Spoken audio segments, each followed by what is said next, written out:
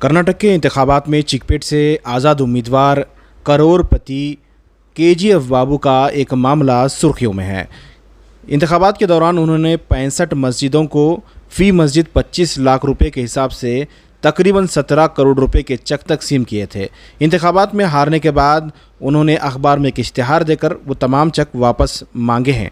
साथ ही उन्होंने शाह वलीउल्लाह का एक मदरसे का एक फ़तवा भी शाया किया है, जिसमें बताया गया है कि इस फतवे के तहत हराम या फिर इंतखाबात में पैसा लेना हराम है और हराम के पैसे जो है वो नहीं ले जा सकते, इसलिए पैसे वापस लौटा दें। इस ताल्लुक़ से मुख्तलिफ राय आ रहे हैं, काफ़ी लोग नाराज़गी का इजहार कर रहे हैं। फ़िलहाल आलम पाशा जो समाजी कारकुन हैं, उन्होंने एक प्रेस कॉन्फ्रेंस के दौरान कहा है कि ये चेक वापस नहीं दिए जाएं, क्योंकि ये चेक उन्होंने वोट हासिल करने के लिए या वोट मांगने के एवज़ में नहीं, बल्कि उन्होंने चैरिटी किया था। जो भी चैरिटी की रकम दी जाती है, यानी चंदा या ज़कात या जो भी पैसा दिया जाता है, वो वापस लौटाने का किसी भी अधिकार नहीं है। यानी मस्जिद कमेटी वाले अगर ये चेक वापस लौटाते हैं तो वो कानूनन और मजहबी तौर पर गुनहगार होंगे। उनका मुतालबा है, यानी आलम पाशा का मुतालबा है कि इन तमाम चेक को कैश कराया जाए। अगर कैश नहीं होते हैं, बॉन्स होते हैं चेक, तो कानूनी कार्रवाई करके केजीएफ बाबू पर कानूनी कार्रवाई करके उन्हें सलाखों के पीछे डाला जाए। आलम पाशा के बयान सुनाने से पहले आपको केजीएफ बाबू का वो बयान सुनाते हैं जो उन्होंने इलेक्शन से पहले दिया था। हमें एक सच्चे मुसलमान, एक हिस्ट्री है हमारी। मैं मस्जिदों को 25 लाख रुपए मस्जिदों को देखूँगा, 16 करोड़ रुपए मस्जिदों को देखूँगा। वो पैसे कई को ली, वो पैसे कई को लेती, ऐसे फ़िरक़े बने, ऐसे लोगों को अल्लाह ताला उनको क्या सज़ा देना अल्लाह पाक देती। तुम ना एक झूठ होने के वास्ते मैं आपको हूँ हर मस्जिद को 25 लाख दे रहा हूँ। ज़रूरत पड़े तुम्हें लोग सब सारे मेरे भाइयाँ, सारे मेरे भाना एक मस्जिद को 1 करोड़ भी दियोर को बोले तो मैं देने के वास्ते तैयार हूँ, ताकि मेरी कौम एक हो। मेरी सारी दौलत मेरी कौम एक होती है तो मेरी सारी दौलत देने के लिए भी मैं तैयार हूँ।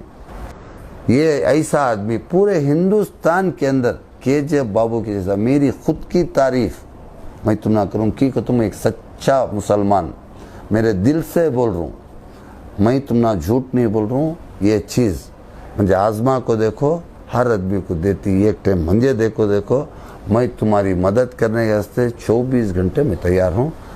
जय हिंद, जय कर्नाटका, खुदा हाफिज़, अस्सलाम वालेकुम।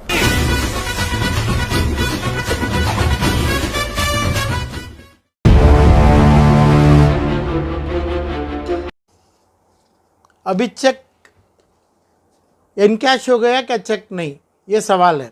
अभी चेक दे दिए, क्योंकि कई अखबारों से, कई पब्लिक मीटिंग से ऐलान किए 60 पर 4 मसाजिद मदरसों को चेक दिए। इसमें मेन पॉइंट क्या, क्रक्स क्या है ये मैटर में, जो ये चिक्कड़ बाबू 1750 करोड़ का मालिक, ये चिक्कड़ बाबू, और इतना तो पैसा डिक्लेयर हुआ है। अब ये जो पैसा दिए हैं 17 करोड़ रुपये, यानी 1% का भी पैसा नहीं है। तो ये पैसा ये मदरसे और मसाजिद को डोनेशन के तरीके पे दिए। इसमें इलेक्शन का सवाल नहीं है। इलेक्शन का सवाल कैसे आ जाएगा? क्या मदरसे में वोट होता है क्या? छोटे मदरसे के बच्चे वोट करते हैं क्या? स्कूल के बच्चे वोट करते हैं क्या? अपने पैसों से डोनेशन में पैसा दिया। डोनेशन का पैसा वैलिड पैसा है, किसी का हक नहीं है। जो आप मस्जिद अतीक टैंक गार्डन में लिए और मस्जिद हुस्ना लिए, ये उनके किसी का बाप का माल नहीं है, इदारा है। ये लोग जब चीज़ चेक लिए तो ये लोग चेक उसको इनकैश करना है, इदारे को दिए, वो इदारा चलाने के लिए दिए और बच्चों को इल्म देने के लिए दिए। कोई सेक्रेटरी, कोई प्रेसिडेंट, कोई कमेटी का कोई हक़ नहीं है इसमें। ये लोग देना है, नहीं तो क्रिमिनल बनते हैं। ये लोग अपनी चेक इनकैश करना है, नहीं तो इसको अब इनको खुद इक्वल जिम्मेदार बन जाएंगे, क्योंकि बच्चों का पैसा हदिया जो हाफिज़ कुरान पढ़ाएंगे इमाम को तनख्वाह देंगे, मौजन साहब को देंगे, ये तमाम चीज़ डोनेशन से आता है, कमाई नहीं है ना। तो इसमें कोई चीज़ इलेक्शन का नहीं है। बेंगलुरु के अंदर एक ही आदमी, हिंदुस्तान में भी मुसलमान इतना बड़ी दौलत का है तो ये चिक्कड़ बाबू 1750 करोड़ का मालिक है, उसकी बीवी, उन्हें 1600 करोड़ की बीवी मालिक है। इतने पैसों में 17 करोड़ रुपए की जो चेक 60 पर 4 मस्जिदों को दिए, ये मस्जिद और मदरसा है और डोनेशन के ऊपर ही चलते हैं। तो किसी भी कीमत में ये लोग पैसा वापस नहीं दे सकते हैं। 60 पर 4 मस्जिद वाले दिए तो इन क्रिमिनल बन के ठहरेंगे, क्योंकि बच्चों का हकूक है, मसाजिद बनने का, मदरसे, एजुकेशनल इंस्टीट्यूशन बढ़ाने का पैसा है, वो चीज़ कानून में अलाउड है। इलेक्शन को इसको कोई ताल्लुकात नहीं है। इसमें हराम और हलाल ऑलरेडी जब हराम बोल रहा है, क्या हराम काम किया, किसका खून पी रहा है, उन्हें किसके दारू किसको डाल रहा है, किसको खून किया, वो उसके हद तक है। हराम हलाल ठीक है, मसाजिदों मदरसा हलाल में है, इन्हें तो तू हराम कर लिया, हराम का तू डिक्लेयर कर लिया मेरा हराम का पैसा। कैसे हराम का पैसा है, क्या है वो? तू हराम खबर में भी दुनिया में भी तेरे ऊपर लानत गुजरेगी चिक्कड़ बाबू के ऊपर। और ये जो पैसे हैं 60 पर 4 मस्जिद वालों का, मदरसों के, इमामों के, अपने बच्चों के, हाफिज कुरान के, मसाजिद की जगह लेने के, उसमें बनने के, डेवलपमेंट के, बोरवेल का पैसा है।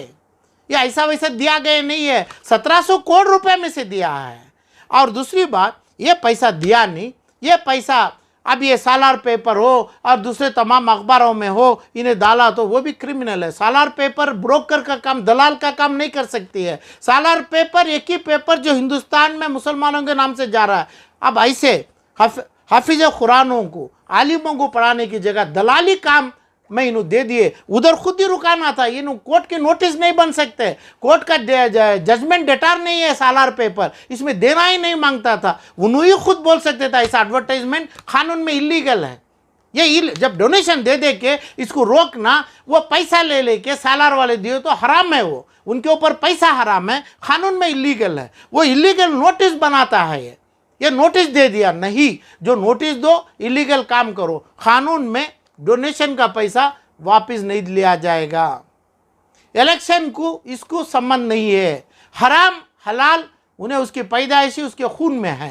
लेकिन केजे बाबू कह रहे हैं कि इलेक्शन के मौके पर दिया गया पैसा है, अब वो वापस कर दें। तो क्या आप कह रहे हैं कि कोई भी मस्जिद कमेटी ये पैसा वापस न करे? ना, ईद के मौके में हमें कोई लोग बच्चों को कपड़ा देते हैं, सेवियाँ देते हैं, रोज़े को इफ्तारी को देते हैं, सहरी का देते हैं, वो वापस नहीं ले सकते। बच्चा रोज़ा रहेगा के बाद, चाहे वो ईद का मौका हो चाहे इलेक्शन का मौका हो। इलेक्शन को भी एक टेंपल को, चर्च को और मुसलमान के मसाजिद, मदरसे, एजुकेशन संबंध नहीं है। तू तेरा मकसद जो भी कर ले, तू हराम का काम करने वाला आगे वो रहने दो, दूसरा रहने दो, उसमें बात नहीं है।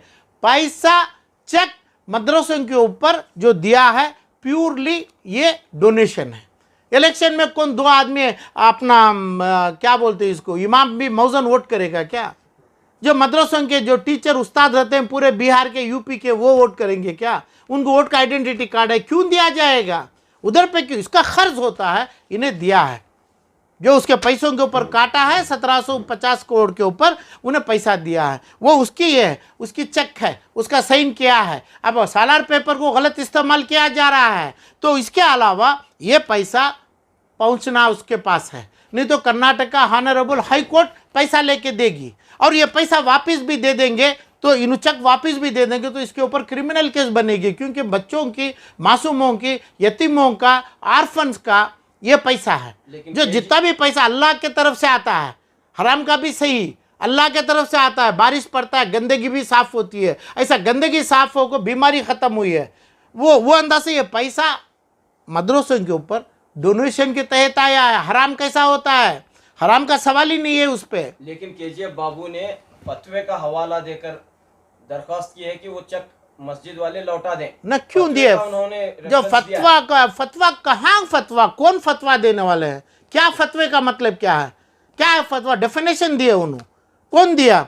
ये जैनुल आबिदीन मौलाना दिए, एक इमाम दिए, उनको क्या हकूक़ है फतवा देने के लिए, क्या बात भी है, इनका बयान था वो। ऐसे कई हज़ार मौलाना है, किसके पास लिया, इनको कोई हक नहीं है, इनको कोई रौक नहीं। मौलाना ज़ैनुल आबिदीन का नाम नहीं है, जो वहाँ पे दारुल इफ्ता है मदरसे शाह वलीउल्लाह का, वहाँ से फतवा नहीं, जो भी हो उसका हवाला देकर उसने जो है मुसलमान कर्नाटक के इस फतवे के बुनियाद कर्नाटक के मुसलमानों के लिए कोई फतवा लागू नहीं होता है।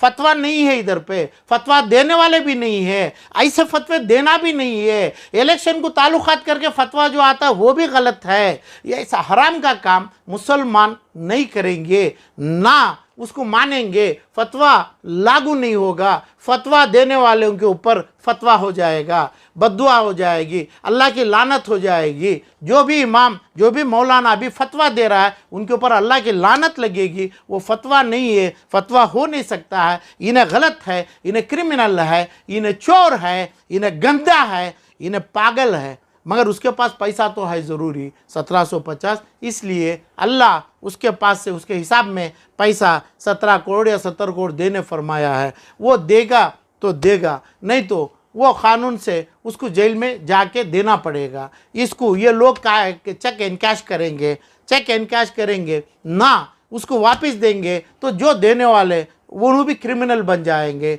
और अल्लाह के सामने गुनहगार बन जाएंगे। ये बच्चों के, जो बच्चों का हकूक़ है वो खा के उनको क़यामत में जवाब देना पड़ेगा।